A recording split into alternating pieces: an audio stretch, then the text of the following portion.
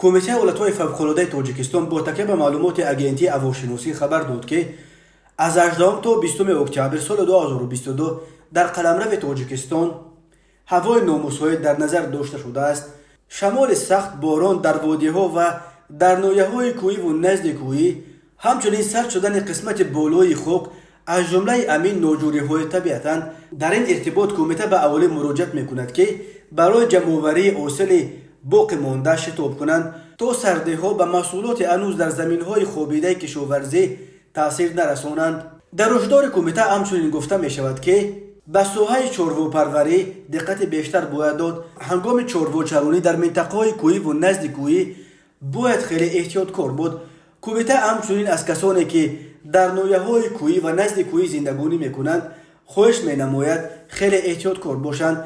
در چنین روزها هرگز مصلحت نیست که کودکان و نورسان را برای جمع‌آوری هیزم و علف، چارواچرانی و انجام کارهای دیگر صحرایی روانه سازند.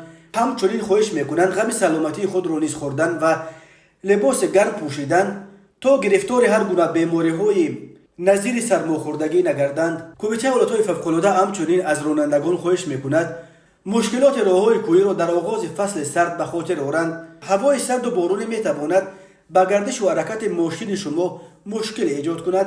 از این رو قبل از سفر ماشین‌های خود را جداً از نظر گذرانید. رعایت قاعده‌های بی‌خطری در راه‌ها هم برای مسافران و هم برای رانندگان گرو اصلی امنیت است، تاکید کرده است کمیته ولایت‌های فوق‌العاده.